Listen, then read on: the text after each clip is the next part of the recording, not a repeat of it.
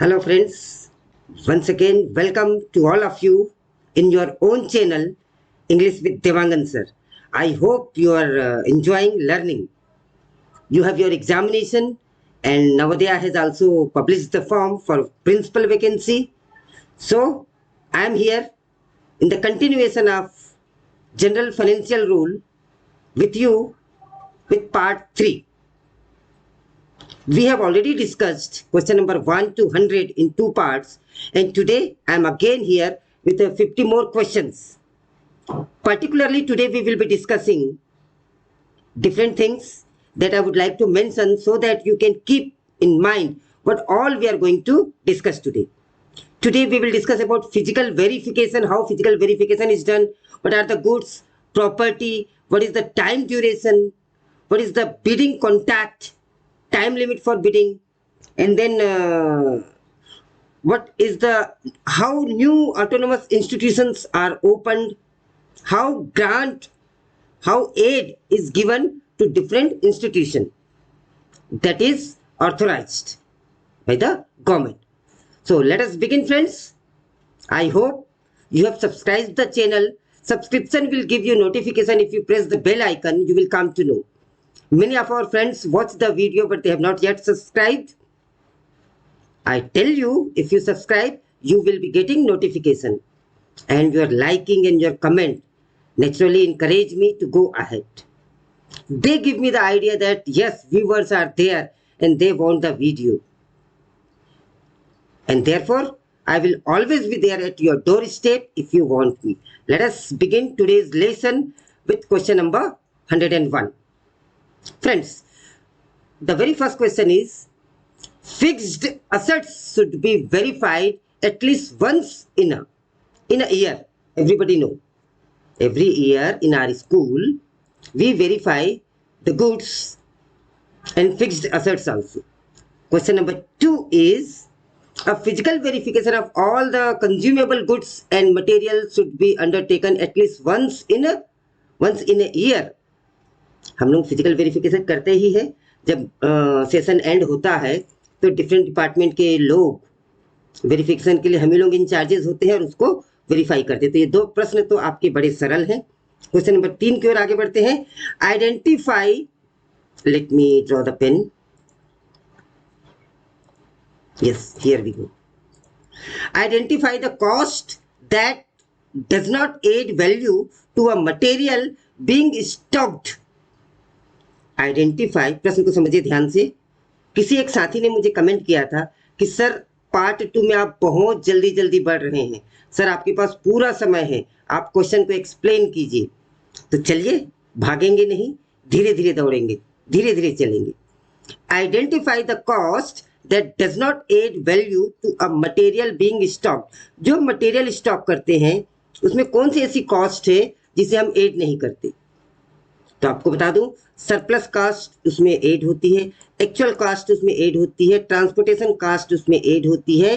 तो कौन सी cost add नहीं होती है? वो होती है इन्वेंटरी कैरिंग कॉस्ट। अब what is inventory carrying cost, ये एक प्रश्न आ सकता है। तो यहाँ पे मैंने आपको एक्सप्लेनेशन देने की कोशिश की है, शायद वो एक्सप्लेनेशन कट रहा है। Inventory carrying cost is total of all expenses related to storing unsold goods. जो unsold goods है उससे related जो expenses होते हैं वो inventory cost कहलाते हैं। प्रश्न क्रमांक 104 की ओर आगे बढ़ते हैं। ये explanation आपको मैं नीचे डिस्क्रिप्शन बॉक्स में डाल दूंगा, वो आप वहां से पढ़ सकते हैं। Complete physical verification of books should be done in case of libraries having not more than 20,000 volumes। आप ध्यान रखेंगे, जिस लाइब्रेरी में 20,000 से ज्यादा वॉल्यूम नहीं है उसका वेरिफिकेशन कब होना चाहिए? It should be done every year, जैसे हमारी लाइब्रेरी का होता है। It should be done every year. यहाँ पे लिखा है नॉट मोर देन 20,000, तो मोर देन 20,000 का क्या रूल होगा? डेफिनेटली दूसरा रूल होगा। अगले प्रश्न में यही दिया हुआ है, what is the period of physical verification of library books in case of libraries having more than 20,000 volume and up to 50,000 volume?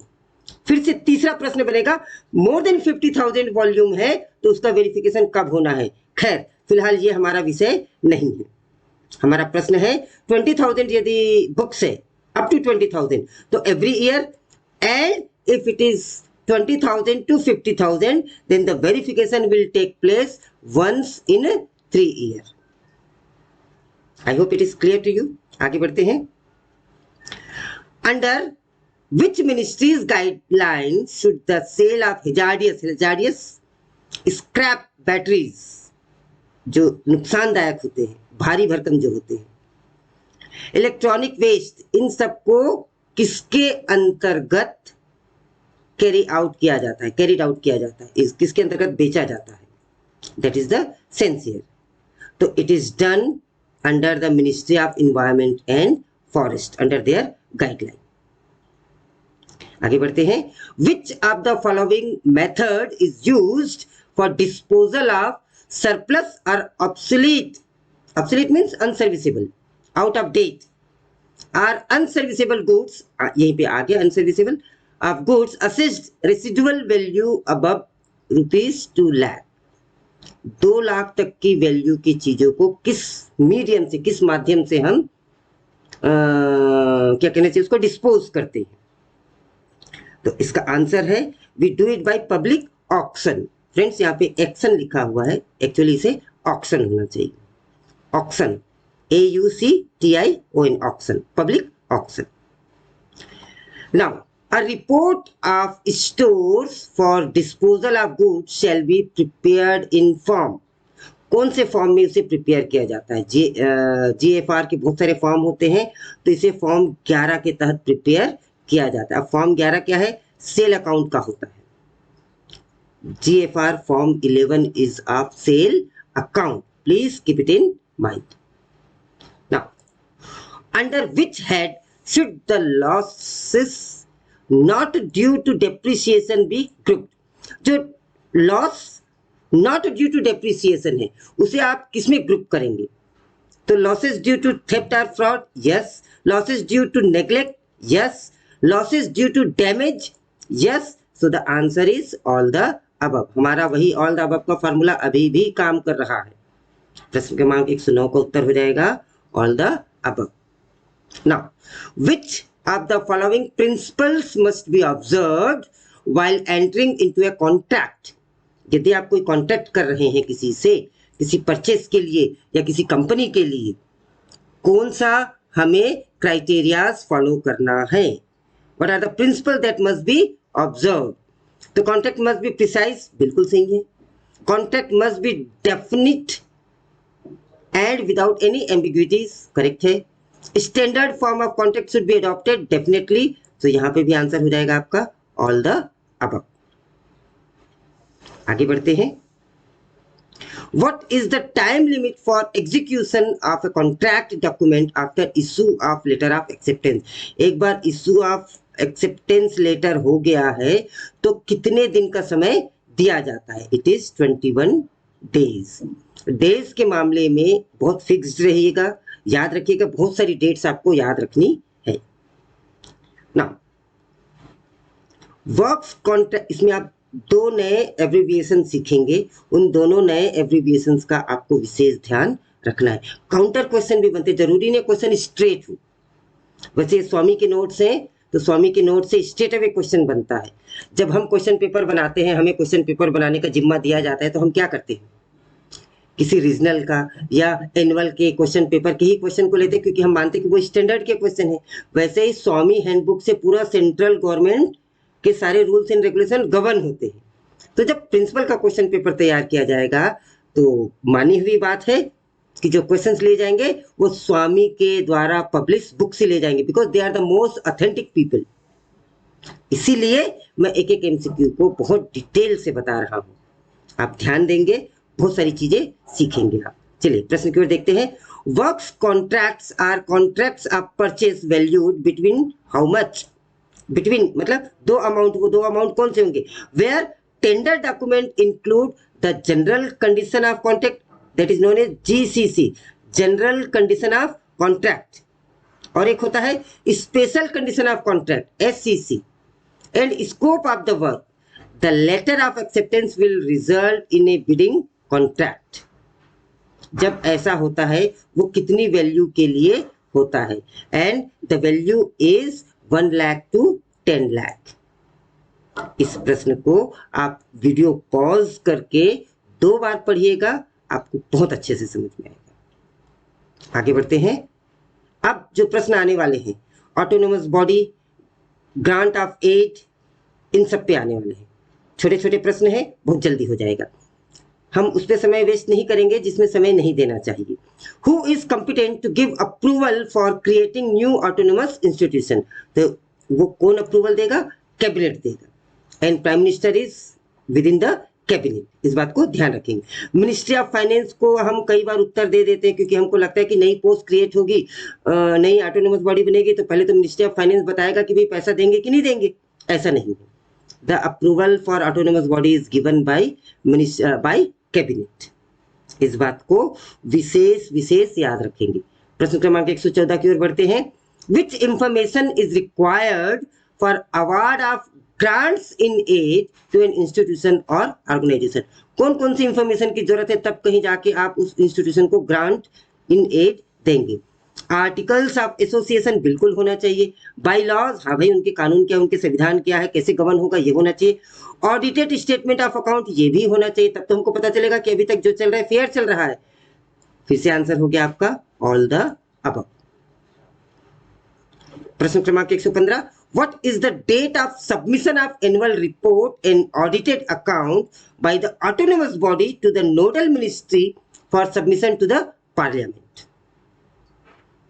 दोस्तों ऐसे प्रश्न में आप 31 मार्च देख के उसे टिक कर देते कि यही होगा क्योंकि क्लोजर डेट यही होती है. ऐसा नहीं है. क्वेश्चन को फिर से पढ़िए. What is the date of submission of annual report? Annual already आपका फाइनेंशियल ईयर खत्म हो चुका है. Annual report and audited document by the autonomous body to the nodal ministry for submission to the parliament. तो ये date होती है आपकी 31 दिसंबर. इस बात को ध्यान देंगे. When will the utilization certificate be submitted by institution or organization regarding the non-recurring grant to the ministry? Non-recurring grant of ministry को utilization certificate देना पड़ता है कि you have utilized all the money given in grant. तो ये कब वो प्रस्तुत करेगा वो ऑटोनोमस बॉडी? वो प्रस्तुत करेगा within 12 months of the closure of the financial year. 12 month मतलब पूरा एक साल of the closure of the financial year. Who will countersign the utilisation certificate? ये जो यूटिलाइजेशन सर्टिफिकेट हमने जिसकी बात की अभी, इस यूटिलाइजेशन सर्टिफिकेट को who will sign for grant in aid allotted to state government for implementation of central government scheme. State government को हम ग्रांट एड करते हैं, सेंट्रल गवर्नमेंट ग्रांट एड करते हैं. जैसे बेटी बचाओ बेटी पढ़ाओ, ये सर्व शिक्षा अभियान, इस प्रकार के जो अभियान है उनके लिए अलग से ग्रांट दिया जाता है. तो उसके यूटिलाइजेशन सर्टिफिकेट पे कौन साइन करेगा? बहुत अच्छा प्रश्न है. तो उस पर साइन करेंगे एडमिनिस्ट्रेटिव सेक्रेटरी या finance secretary. Administrative person sign करेगा या फाइनेंस वाला साइन करेगा, दोनों में से एक. जैसे हमारे joint commissioner finance, joint commissioner administration, ये दो अलग होते हैं. Likewise they have their secretaries. Under which ministries order is a grant in aid regulated for provision of amenities और ऑफ रिक्रिएशनल और welfare facilities to the staff of offices of the government? कौन से ministry के order से ये regulate होगा? For the staff और the facility for the staff और staff members, family for the staff, for staff welfare. तो इसका सीधा सीधा उत्तर है ministry of home affair.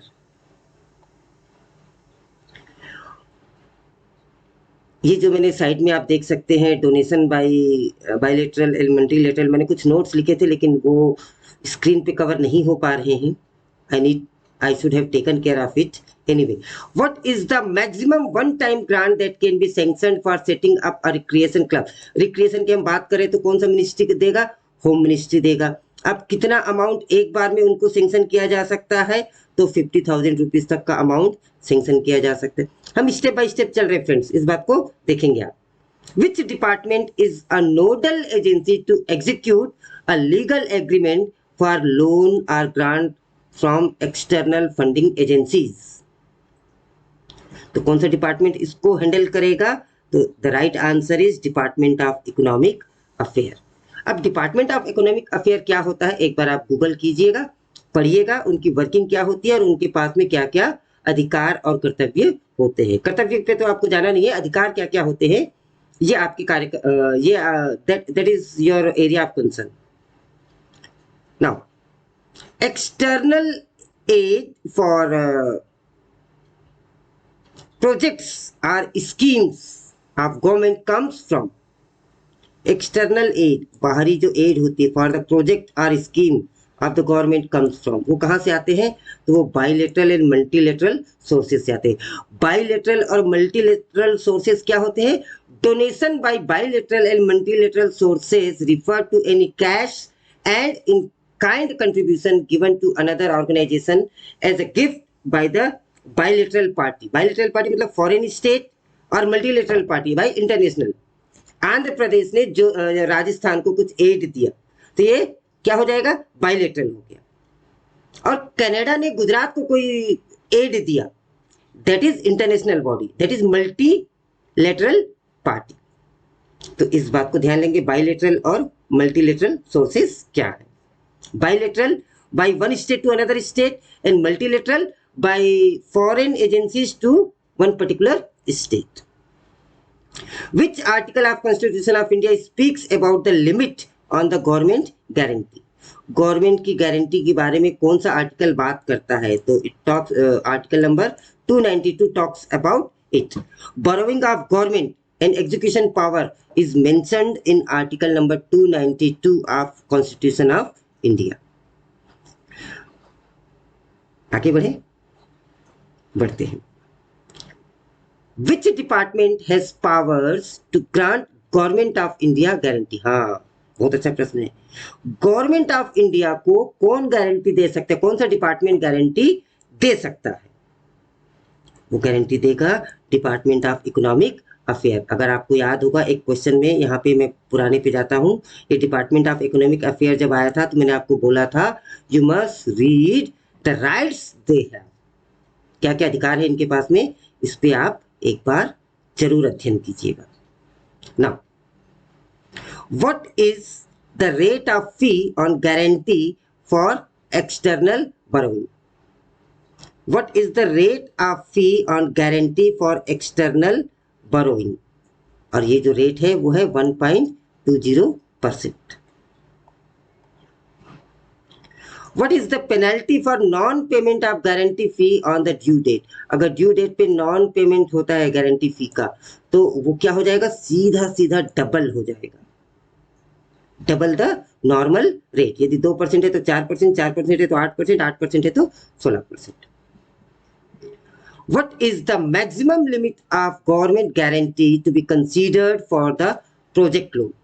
What is the maximum, minimum name, my dear, maximum limit of government guarantee to be considered for the project loan? And the answer is 80% of the project loan. Now, which ministry is competent to approve government guarantee? Government guarantee पे ये 5वां प्रश्न है हमारा। तो government की guarantee को कौन अप्रूव कर सकता है? Answer is ministry of finance, वित्त मंत्रालय से अप्रूव करेगा। Now which ministries approval is necessary for continuation of an exciting post beyond the specified duration? कोई पोस्ट है 2 साल के लिए वो क्रिएट किया गया था, अब उसे एक्सीड करना है, उसे कंटिन्यूएशन में लाना है, तो कौन सी मिनिस्ट्री आपको अप्रूवल देगी? Naturally ministry of finance he approval देगी, क्योंकि पैसा तो उसी को देना है। Now all proposals for increase in emoluments for an existing post shall be referred to the Ministry of Death for approval। कौन सी मिनिस्ट्री को जाएगा अप्रूवल के लिए? सोचिए जरा कौन सा मिनिस्ट्री होगा? मिनिस्ट्री ऑफ फाइनेंस होगा। Now a report of transfer of a gazetted government servant is made in, ये जो रिपोर्ट होती है, report of transfer of a gazetted government servant is made in, it is made in GFR 16। ये rule number 286(1) के तहत होता है। एक ट्रांसफर फॉर्म होता है जिसमें पावर को डेलीगेट किया जाता है। एक फॉर्म होता है, वो फॉर्म आप चाहे तो मैं आपको दिखा सकता हूं, खैर वैसे उसकी आवश्यकता नहीं है। आगे बढ़ते हैं। How many copies of a service book shall be maintained for a government servant. आप सीधा सीधा इसका उत्तर 1 दे देंगे, लेकिन ये गलत उत्तर होगा। आपकी नजरों में, हमारी नजरों में एक ही सर्विस बुक मेंटेन की जाती है जो ऑफिस में बाबू के पास में, UDC के पास में रहती है, प्रिंसिपल के कस्टडी में रहती है। माय डियर फ्रेंड्स, क्वेश्चन को फिर से पढ़िए। How many copies of a service book shall be maintained for a government servant? And the right answer is it should be 2। A duplicate copy should be with you, और सारी entries आप उसमें करते जाइए, कराते जाइए। हालांकि it is not in practice, हम ऐसा नहीं करते। साल में एक बार हमको बाबू बुला लेते हैं और बोल देते कि सर देख लो और यहाँ पे साइन कर दो, और हम भी हड़बड़ी पे साइन करके चले जाते हैं, क्योंकि वो कहते हैं दूसरे पीरियड में आना, और तीसरा पीरियड हमारा मैथमेटिक्स का रहता है, हम चले जाते हैं। It is a common practice, but the rule says there should be 2 copy, and whenever the entry is to be made, खासकर EL की और ट्रेनिंग की, इन सब की, तो that should be done in your copy also. और यदि वो आपसे गुम जाती है आपकी वाली कॉपी, तो 500 रुपए दे के आप फिर से एक कॉपी इशू करवा सकते हैं। That is under rule. अगर नई चीज है तो नोट करें दिमाग में, और इसे इंप्लीमेंट करने की भी कोशिश करें। It is your right, you can take a copy of your service book. क्या बात है, देखिए क्वेश्चन आगे है आपके सामने। What is the cost of service book recovered from the government servant in case a copy of service book is lost? बिल्कुल आप आंसर दे सकते हैं। 500 रुपया का जुर्माना दो और दूसरी सर्विस बुक की कॉपी ले लो। Now what is the due date of submission of T? अब हम बात करने वाले हैं टीए और LTC के बिल सेटलमेंट की। टीए और LTC का बिल कैसे सेटल होगा, कितने दिन में सेटल होगा, और कई बार हम चूक कर जाते हैं। अगर परीक्षा के दृष्टिकोण से भी और वैसे भी हमें यह मालूम होना चाहिए, being a central government employee. What is the due date for submission of TA claim on completion of journey? आपने कोई जर्नी पूरी कर ली है तो कितने दिनों में आपको टीए सेटल कर देना है? तो it should be done with in 60 days. What is the time limit for submission of LTC claim after completion of return journey when LTC is in advance? हाँ, ध्यान रखेंगे, अगर LTC के लिए आपने एडवांस ड्रॉ किया तो कम समय मिलेगा आपको सेटल करने के लिए, अगर आपने एडवांस ड्रॉ नहीं किया तो डबल टाइम मिलेगा आपको। सिंपल सा लॉजिक है। तो 134 क्वेश्चन का राइट आंसर जो है वो है 30 days। अगर आपने एडवांस लिया है तो with in 30 days of your return journey आपको क्लेम सेटल करना होगा। दूसरा काउंटर क्वेश्चन है, what is the time limit for submission of LTC claim when advance is not drawn? जब आपने एडवांस नहीं लिया है तो डबल कर दो भी इसको, 30 days को डबल कर दीजिए जल्दी से। तो क्या आंसर आएगा आपके सामने? 60 days, अगर आपने एडवांस नहीं लिया है। वैसे OTA होता है, over time allowance. When shall over time allowance, OTA के भी नवोदय में ये सब लागू नहीं है, लेकिन दूसरे डिपार्टमेंट्स में लागू है। When shall other over time allowance claim stand forfeited? कब वो लैप्स हो जाता है, कब उसे गबन माना जाता है? यदि उस क्लेम को if not submitted within 60 days of the due date, 60 दिन के दौरान 60 days के अंतर्गत आपने नहीं प्रस्तुत किया, देन इट इज फोर्टिफिटेड। अब हम एरियर की बात करेंगे। एरियर सेटलमेंट भी होना चाहिए। An arrear claim of a government servant shall be settled by the DDO if preferred within how many time if it is becoming due? तो कम से कम उसे 2 साल में तो सेटल करना ही पड़ेगा। Question number 138, who can allow the arrear claim of a government servant kept in abeyance? Abeyance means that is a state of temporary disuse or suspension, you can say, जो हवा में है, suspended है फिलहाल। Who can allow the arrear claim of a government servant kept in abeyance for a period exceeding 2 years? 2 साल से ज्यादा हो गया तो उसे कौन सैंक्शन कर सकता है? 2 साल से ज्यादा यदि हो गया है तो उसे हेड ऑफ द डिपार्टमेंट भी सैंक्शन कर सकता है, और अपॉइंटिंग अथॉरिटी भी सैंक्शन कर सकता है। कहने का मतलब both A and B can sanction it. प्रश्न क्रमांक 139 की ओर आगे बढ़ते हैं। Which rule of GFR general financial rule deals with the time barred claim of government servant? कौन सा रूल है जो टाइम बार्ड क्लेम के की बात करता है? टाइम बार्ड, तो यहाँ पे मैं आपको बता दूं, मैं रूल नंबर 295, 296, 297 तीनों की बात करता हूँ। The right answer here is rule number 296। मैं आपको साथ ही साथ में ये सर्कुलर दिखाना चाहता हूँ, गवर्नमेंट ऑफ जम्मू कश्मीर का है, ये फाइनेंस डिपार्टमेंट का है। अब देखिए टाइम बार्ड क्लेम गाइडलाइन, ये 295 एरियर क्लेम की बात करता है। हमने अभी पढ़ा procedure for dealing with the time barred claim, rule number 296 उससे डील करता है। और 297 time barred claim of person not in government service, ये लेटर है। तो आप इस लेटर का अवलोकन कर सकते हैं। लेटेस्ट लेटर है जो 18 फरवरी 2021 को इशू किया गया है। ये लेटर मैं डिस्क्रिप्शन बॉक्स में डाल दूंगा, आप चाहे तो पढ़ सकते हैं, अदरवाइज फिलहाल इस प्रश्न के लिए इतना काफी है। क्वेश्चन नंबर 140 की ओर बढ़ते हैं। When will a sanction of provident fund, when will a sanction of provident fund advance या विड्रॉल लैप्स? कब लैप्स हो जाता है ये? यदि if it is not on the expiry of 3 month, 3 महीने के एक्सपायरी पे, on the expiry of 3 month that sanction of provident fund advance या विड्रॉल लैप्स हो जाता है। आपने प्रोविडेंट फंड का एडवांस एक्सेप्ट हो गया, सैंक्शन हो गया, लेकिन आपने ड्रॉ नहीं किया 3 महीने में, वो लैप्स हो जाएगा। Question number 141। The recovery of postal life insurance premium will be registered in form, ये कुछ चीजें हैं याद करने की है। फॉर्म 10, फॉर्म 11, फॉर्म 16, कुछ फॉर्म्स की हमने जिक्र किया है, जिनका नहीं किया है आप उसे ध्यान रखें।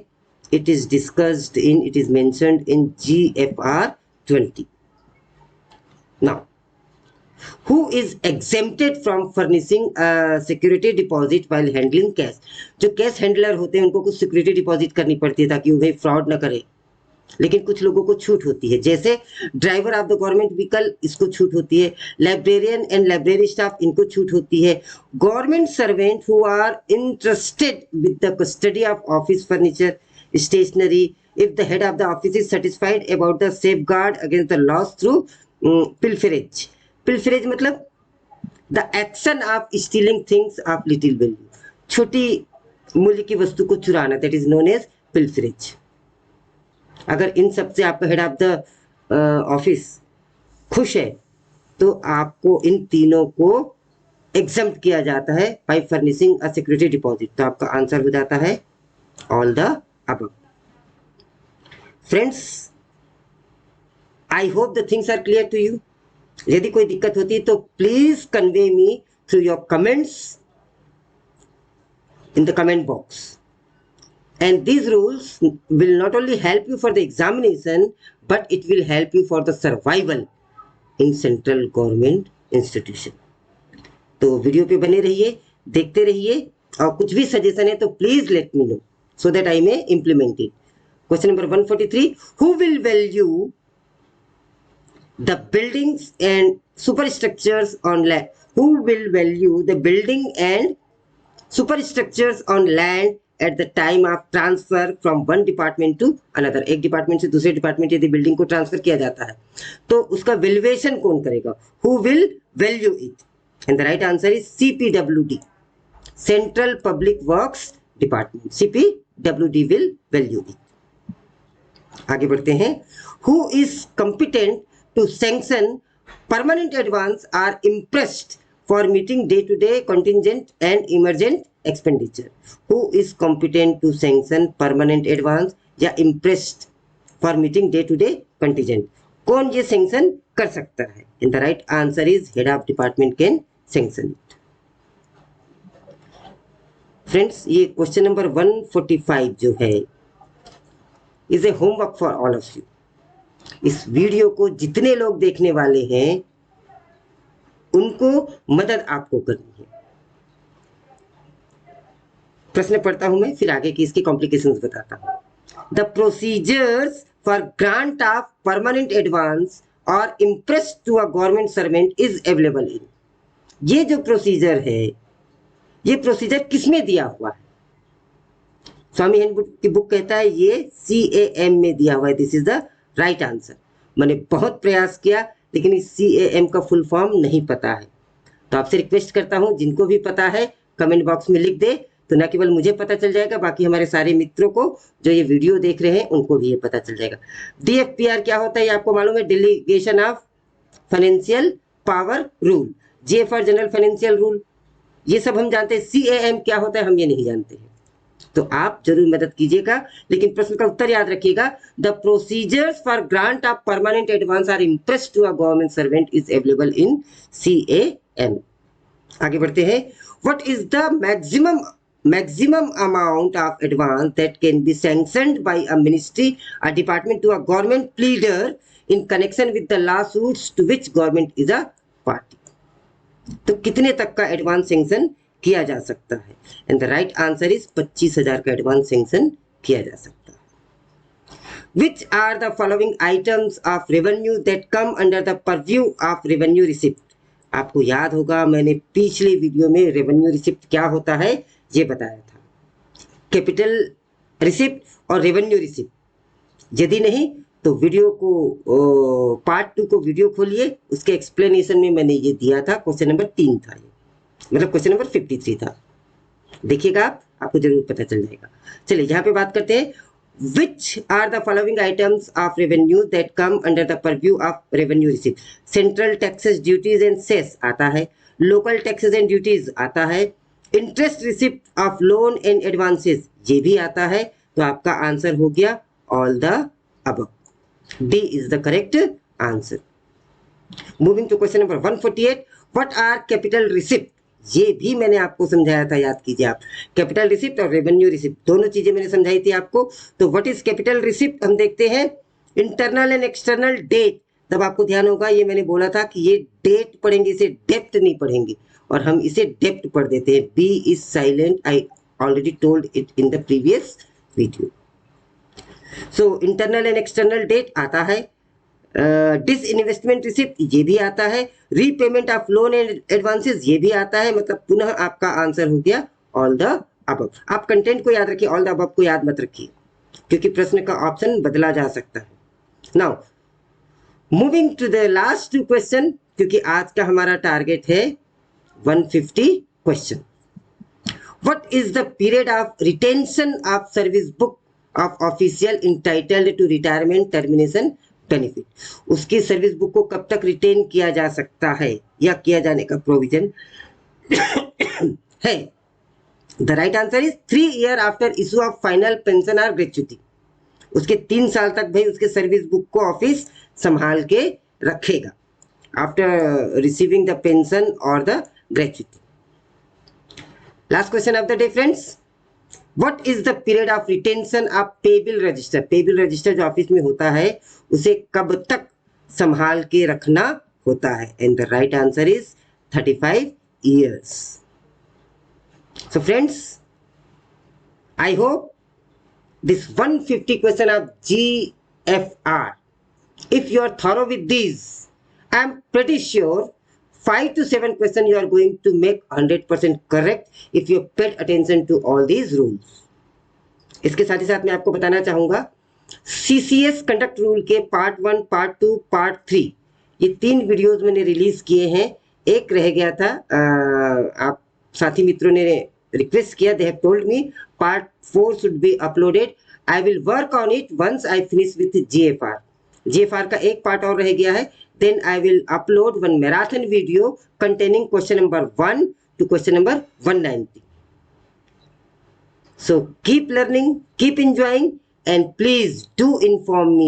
Do give me your feedback. How did you like these videos and whether you are being benefited by this? Thank you. Have a nice day. See you in the next video.